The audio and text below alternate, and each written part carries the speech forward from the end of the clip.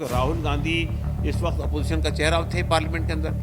तो अगर राहुल गांधी के खिलाफ ये कार्रवाई हो सकती है तो फिर हर एक के खिलाफ हो सकती है, किसी कोई बचने वाला नहीं है, इसलिए आवाज़ें उठ रही है।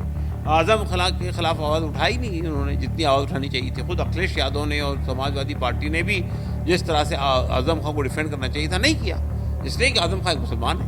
तो आपने एक ऐसी खातून को जिसका एक बम ब्लास्ट में इन्वॉल्वमेंट है, यानी एलिगेशन है इसके ऊपर में, उसको आपने सदस्य बना दिया। कई लोग इनके भड़काऊ भाषण दे चुके हैं, पब्लिकली हेट स्पीचेस कर चुके हैं, उनके खिलाफ कोई कार्रवाई नहीं हो रही है। वो लोग तो जो है लिंचिंग के वाक़यात के ऊपर में शादियाने बजाते हैं, वो लोग तो जो लिंचिंग में इन्वॉल्व हैं उन लोगों को प्रोटेक्शन देते हैं, उनके खिलाफ कोई कार्रवाई नहीं होती है। तो क्या ये हमारे देश की जनता देख नहीं रही है? क्या है कि इससे ये साफ हो गया कि भारतीय जनता पार्टी के पास में मुल्क के डेवलपमेंट का कोई एजेंडा नहीं है। उनके पास पिछले 8 साल में कोई ऐसी उपलब्धि नहीं है जिसको लेकर वो पब्लिक में जा सके। अगर 2024 के इलेक्शन में अपोजिशन पार्टियां एक मंच बनाकर प्लेटफॉर्म पर नहीं आती है तो आप बीजेपी को हटा नहीं सकते। कि कीकड़ की मौत आती है तो शहर की तरफ भागता है।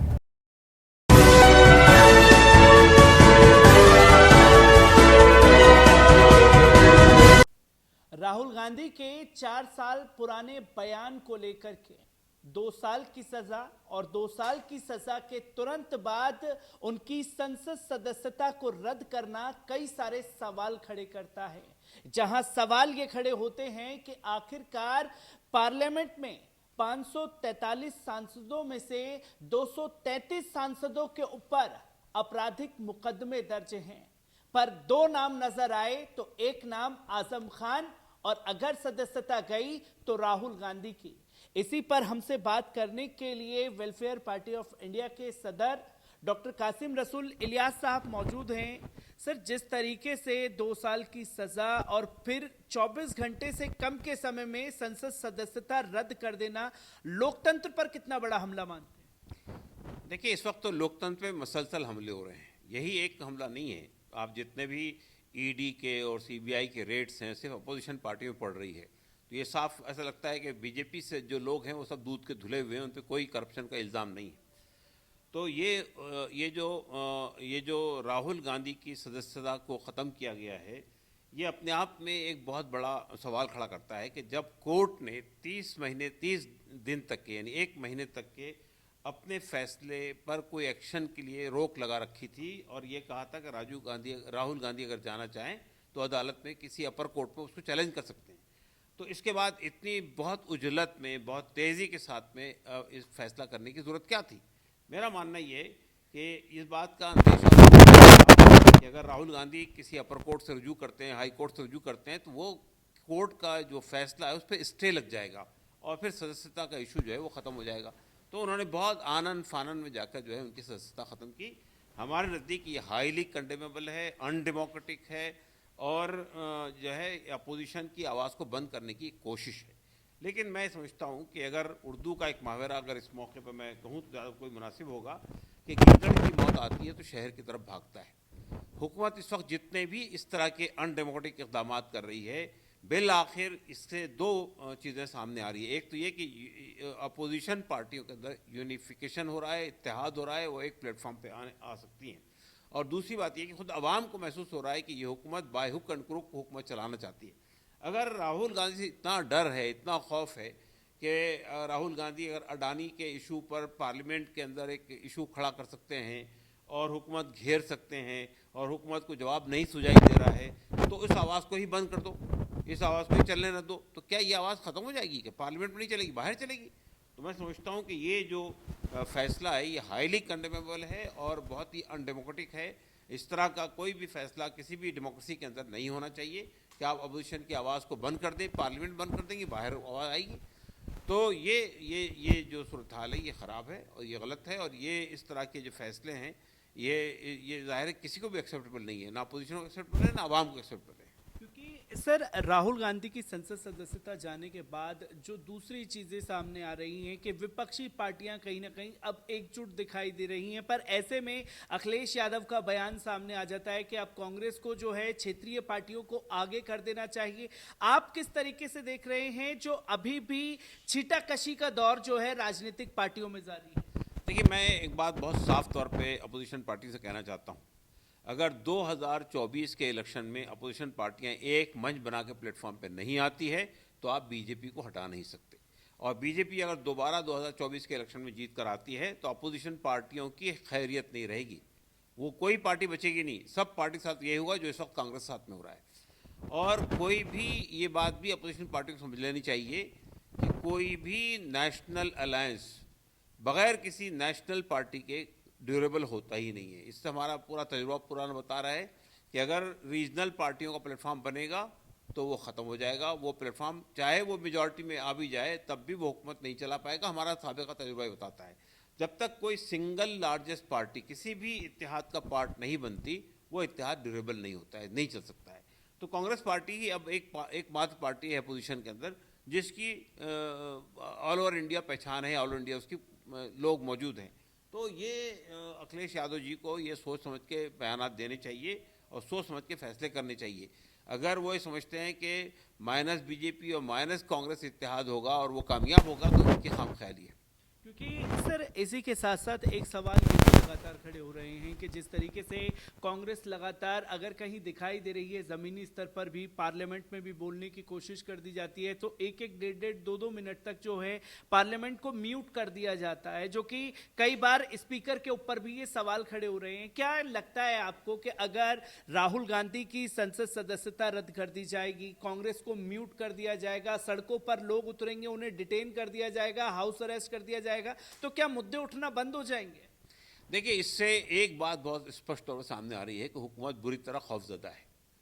अगर हुकूमत समझती है कि वो मजबूत है, हुकूमत समझती है कि वो हक पर है, सही बात है उसके पास में, तो उसको ये सब नहीं करना चाहिए। क्या आप समझते हैं कि अगर अडानी के मामले को पार्लियामेंट में नहीं उठाया गया तो क्या सड़कों में नहीं उठाया जाएगा? क्या पब्लिक को समझ में नहीं आ रहा है कि अडानी को गैर मामूली तौर पर जो है हुकूमत ने सपोर्ट किया, उसको यानी ऐसे ऐसे यानी लोन दिलवा दिए जहाँ से किसी ऐसे आदमी को लोन नहीं मिल सकता था। तो मैं ये समझता हूँ कि हुकूमत अगर ये समझती है कि अपोजिशन की आवाज़ को पार्लियामेंट में या पार्लियामेंट के बाहर बंद करके वो अपोजिशन को रोक पाएगी तो ये उसकी खामख्याली है। और मैं आपसे फिर एक बात दोहराना चाहता हूँ कि ये जितने भी स्टेप्स हो रहे हैं हुकूमत के, ये बिल आखिर हुकूमत के ख़िलाफ़ ही जाएंगे और इसका फ़ायदा अपोजिशन को ही पहुँचेगा। क्योंकि सर जो राहुल गांधी की संसद सदस्यता रद्द हुई, उनके खिलाफ भड़काऊ बयानबाजी का नारा लगाया गया, बातें बताई गई, 2 साल की सजा हो गई, पर एक नाम ताज़ा जहन में आता है साध्वी प्राची का। साध्वी प्रज्ञा ने जिस तरीके से कर्नाटक में जाकर के भड़काऊ भाषण दिया, उससे पहले देश के प्रधानमंत्री पार्लियामेंट में ही कह चुके हैं कि मैं साध्वी प्रज्ञा को दिल से कभी माफ नहीं करूंगा। तो कैसे देखते हैं जहां एक तरफ ऑन रिकॉर्ड जो है उनके भड़काऊ बयानबाजी है, उनकी तरफ कोई कार्रवाई नहीं होती, संसद सदस्यता रद्द करने की मांग की जा रही है, पर संसद सदस्यता रद्द होगी तो राहुल गांधी और आजम खान की? नहीं, देखिए, पहली बात तो यह है कि ये हुकूमत के ये 2 अलग अलग यार्डस्टिक्स हैं। अपने लोगों के लिए अलग है, दूसरों के लिए अलग है। देखिए, ये जो प्रज्ञा सिंह ठाकुर हैं, ये आप कह रहे हैं उनको मैं देखना नहीं चाहता हूँ। पार्लियामेंट का टिकट किसने दिया आपको? आपने उसको पार्लियामेंट का मेंबर बनाया, जिसके ऊपर में मालेगांव बम ब्लास्ट का इल्ज़ाम है। अभी वो इल्ज़ाम खारिज नहीं हुआ है, कोर्ट में एक मुकदमा मौजूद है। तो अगर वो सपोज़ कल वो उसमें मुलविस पाई जाती है तो क्या होगा? तो आपने एक ऐसी खातून को जिसका एक बम ब्लास्ट में इन्वॉल्वमेंट है, यानी एलिगेशन है उसके ऊपर में, उसको आपने सदस्य बना दिया। और इसके अलावा सिर्फ प्रज्ञा सिंह ठाकुर नहीं, साक्षी महाराज और इस तरह के कई लोग इनके भड़काऊ भाषण दे चुके हैं, पब्लिकली हेट स्पीचेस कर चुके हैं, उनके खिलाफ कोई कार्रवाई नहीं हो रही है। साक्षी महाराज ने अभी बिहार के अंदर एक स्टेटमेंट दिया। तो ये यानी इस तरह की बातें लगातार ये लोग कह रहे हैं जो एक ख़ास समुदाय को टारगेट करके की जा रही हैं, तो उनके खिलाफ कोई कार्रवाई नहीं होती है। इवन वो लोग जो मेंबर ऑफ पार्लियामेंट नहीं है लेकिन बीजेपी के साथ हमदर्दी रखते हैं या उसके संघ परिवार, ग्रेटर संघ परिवार का हिस्सा हैं, वो लोग तो नस्ल कुशी की बातें करते हैं मुसलमानों की। वो लोग तो जो है लिंचिंग के वाक़यात के ऊपर में शादियाने बजाते हैं।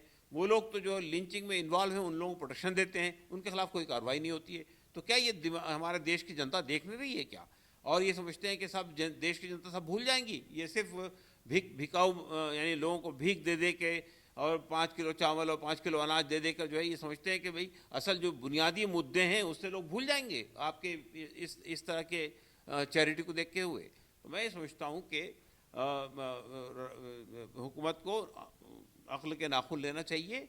अगर वो इस मुल्क में डेमोक्रेसी को देखना चाहती है तो उसे अपोजिशन को अपनी बात रखने का पूरा मौका देना चाहिए। अपोजिशन की आवाज़ को ख़त्म करने का मतलब अवाम की आवाज़ को ख़त्म किया जा रहा है। क्योंकि सर इससे पहले एक नाम सामने आया आजम खान का, क्योंकि आजम खान की भी संसद सदस्यता इसी तरीके से रद्द की गई, जेल की सलाखों के पीछे डाल दिया गया।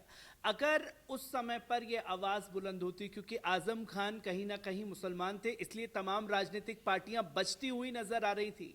अब राहुल गांधी का नंबर आ चुका है, क्या देखा जाए कि अब तमाम राजनीतिक पार्टियां सेफ हैं जिस तरीके से भारतीय जनता पार्टी हुकूमत करती हुई दिख रही है?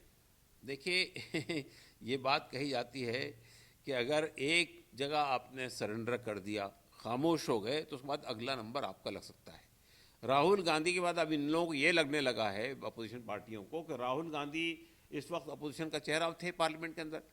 तो अगर राहुल गांधी के खिलाफ ये कार्रवाई हो सकती है तो फिर हर एक के खिलाफ हो सकती है, कोई बचने वाला नहीं है। इसलिए आवाज़ें उठ रही है।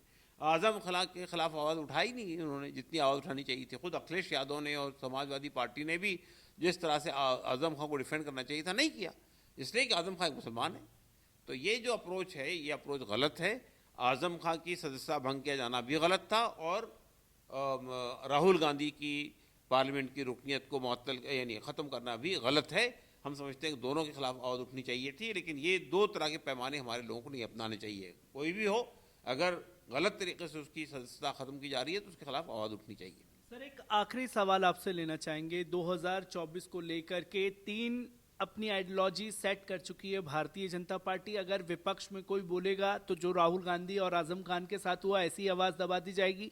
दूसरा नारा जो वो लेकर के चल रहे हैं पसमानदा मुसलमान का, और तीसरा हिंदू राष्ट्र की मांग जो है वो जगह जगह तेज हो गई है। महाराष्ट्र में ही बीते 4 महीने के अंदर 50 से ज्यादा भड़काऊ रैलियां की गई जहां मुसलमानों का बहिष्कार होना चाहिए। भारतीय जनता पार्टी इनसे पल्ला झाड़ती है पर उनके नेता वहां मंच पर मौजूद रहते हैं। कैसे देखते हैं इन तीनों एजेंडों को 2024 के लिए?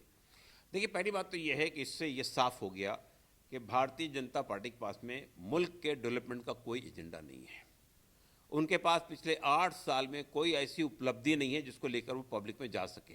तो जाहिर है कि जब कोई पार्टी पूरी तरह से वो हो जाती है, खाली हो जाती है, कोई इस पास एजेंडा नहीं होता है, उसका चेहरा लोगों को समझ में आता है, उसके जितने वादे थे वो जुमला बन के रह जाते हैं, तो अब उसके पास दो ही रास्ते रह जाते हैं। एक रास्ता ये कि अपोजिशन को पे गलत तरीके से कार्रवाई करके उसको जेलों में डाल दिया जाए, या फिर मुल्क को जो है हिंदू मुस्लिम के इसमें बांट दिया जाए और हिंदुओं के अंदर मुसलमानों से नफरत पैदा करके उनको एक प्लेटफॉर्म पे लाया जाए।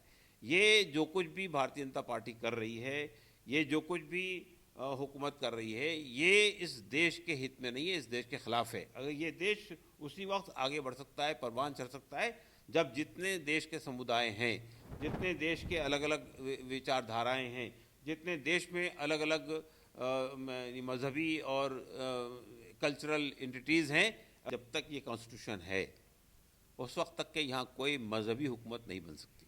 ना हिंदू राष्ट्र बन सकता है, ना इस्लामी राष्ट्र बन सकता है। तो ये जो बातें कही जा रही है कि अमलन हिंदू राष्ट्र है, ये गलत बात है। और जो कुछ भी इक़दाम किए जा रहे हैं वो अनडेमोक्रेटिक है, अनकॉन्स्टिट्यूशनल है। मैं ये कहना चाहता हूँ कि देखिए, असल में हुकूमत के पास में डेवलपमेंट का कोई एजेंडा नहीं है। जितनी बातें उसने 2014 में लोगों से कही थी, वादे किए थे, वो सब फ्लॉप हो चुके हैं, उस पर कोई नहीं।